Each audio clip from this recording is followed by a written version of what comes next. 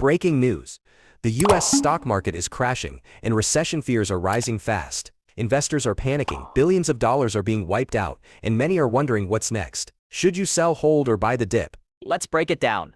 The stock market has seen a massive sell-off, with the S&P 500, Nasdaq, and Dow Jones plunging sharply. But why is this happening? Let's look at the three major reasons causing this turmoil. Reason #1.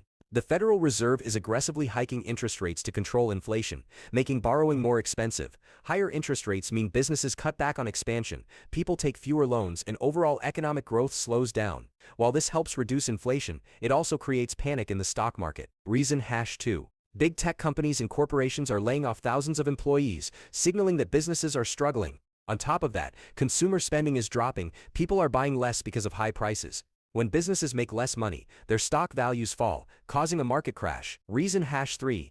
From rising oil prices to geopolitical conflicts, the global economy is under pressure. Uncertainty in major economies like China and Europe is also affecting U.S. markets. Investors hate uncertainty, and that's why they're selling off stocks in fear of a deeper recession. What experts are saying? Recession coming. So are we heading toward a full-blown recession? Some experts believe the market will bounce back, while others warn that a major economic downturn is coming.